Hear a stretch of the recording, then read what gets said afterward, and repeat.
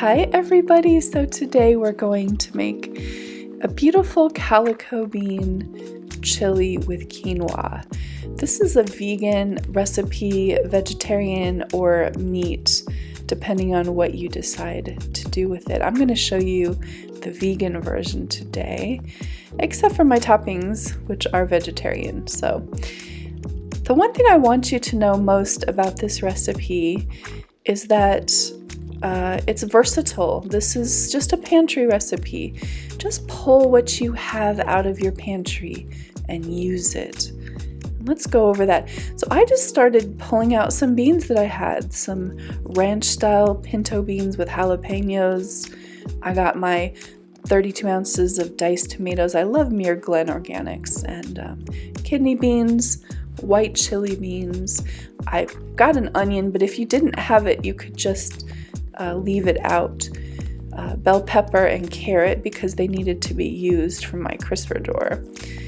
And some vegetable broth, which you could use any kind of broth. The tricolored quinoa, you could use any kind of quinoa, but it is kind of important to have the quinoa in this dish. Now the salsa, if you have a big jar, you can leave out the onions completely. That was just some veggie bullion, salt and pepper, and then the spices that you have on hand. I use cumin, coriander, garlic powder, chili powder, chili seasoning blend, and actually some smoked paprika that's not featured in this part of the video. I just happened to decide to add it later. But now I've been putting carrots in everything because I have a lot of carrots right now, and I mean, it can't hurt. Little extra veggies in your food never hurt anybody, and it's good for us. So I like to add carrots. They have a subtle sweetness, and they I think they're delicious. So I'm going to show you how to cut a bell pepper if you don't know how to do it. I'm cutting around the seeds. You see that? You just give it a little turn and cut it around the seeds and the rib, and then cut off the end. By doing this, you can just toss the other part into the compost, and you can pretty much avoid having to deal with the seeds and the ribs of the bell pepper. And if you don't have bell pepper, or you have canned bell pepper, it would be awesome in this, or you can leave it out completely. As I said, these vegetables I just had and wanted to use up. Now, onion is important. If you don't have salsa, you really do need an onion. You need something in here to give it some flavor, but you could use dehydrated onions if you had those, and you could use a big jar of salsa instead of the onion if you don't have onion, but you have a good amount of salsa. So I just give those like a rough chop too. And this is my well-loved Dutch oven. You can see it's well-loved. Put it on medium-high heat, and then you can add some oil. It's optional, but my Dutch oven needs a little bit of oil in the bottom of it. It's starting to even get those little pits from having been used for so long, and things will stick a little bit on the bottom of that if I don't use just a tiny bit of oil.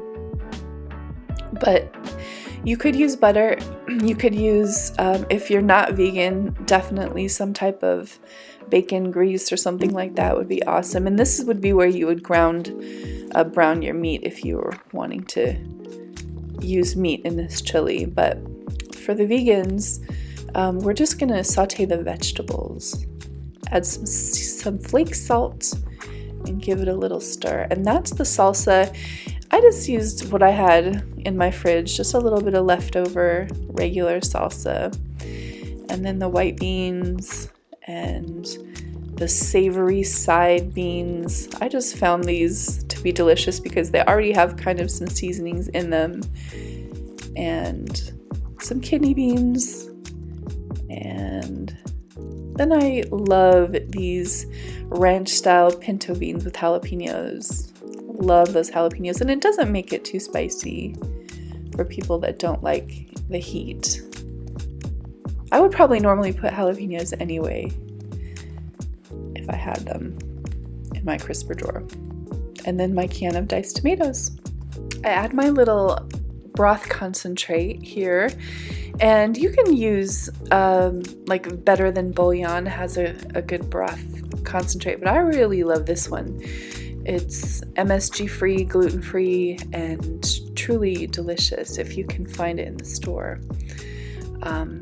And then this is the vegetarian vegetable broth, the organic. It's the Trader Joe's brand, but any vegetable broth that you have would be awesome. And if you don't have vegetable broth, you can just use water and then just use a little bit more of your veggie bouillon. This is the chili seasoning blend. It's just like chili powder. Regular chili powder is totally fine too. I don't give a lot of directions on the amount that you should use, but I would start with at least like almost a tablespoon of chili powder, cumin, garlic powder to taste. If you have regular fresh garlic, that would be absolutely delicious. I didn't have that, so I'm just using the garlic powder. And this is the sweet smoked paprika I was talking about. That just adds like a beautiful smokiness to the chili, and I just love the way that tastes. I don't use very much of that, it can be overpowering. Coriander, the seed of cilantro. It doesn't taste like cilantro, it has like a lime flavor to it almost, and I use quite a bit of that in there. And then you're going to add some cracked black pepper, because salt and pepper is just the basics.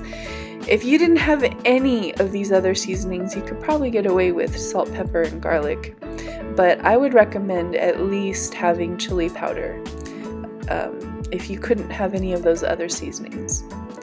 So you want to turn the heat down to like a medium-low and let that simmer with the lid on. Make sure you put the lid on tight and set the timer for 15 minutes and covered.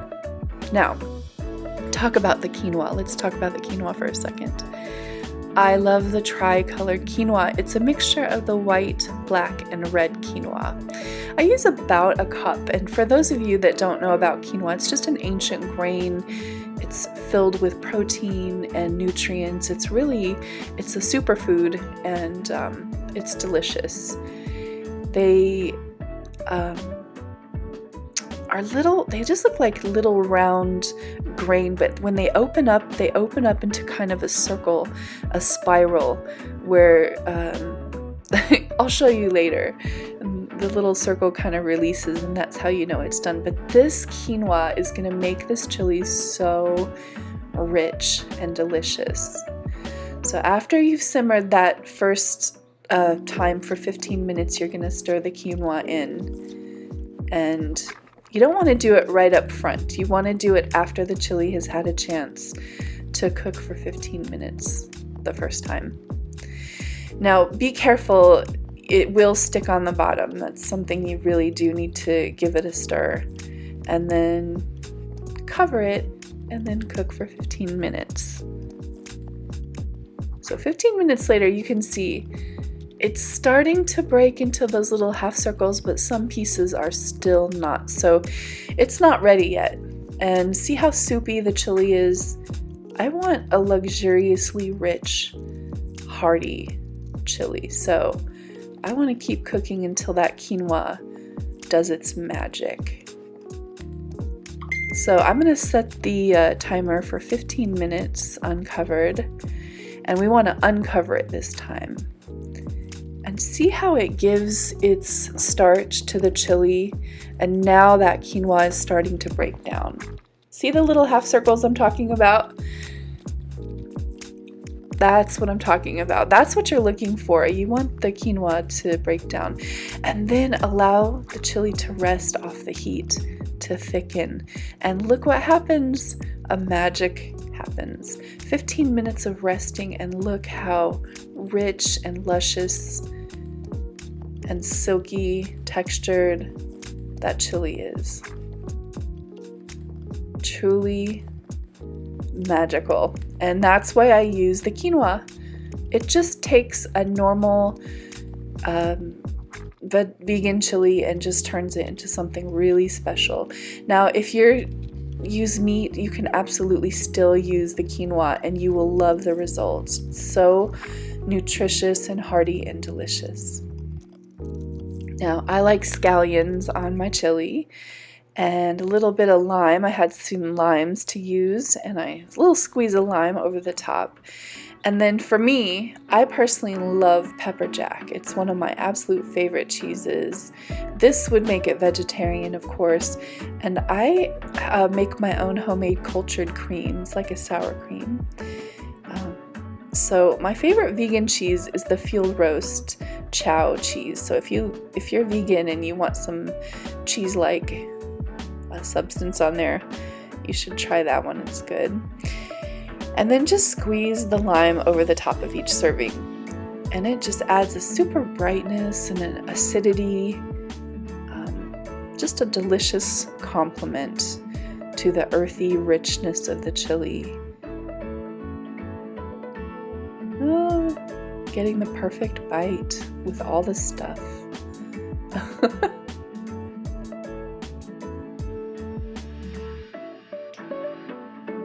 Yeah, it's so delicious.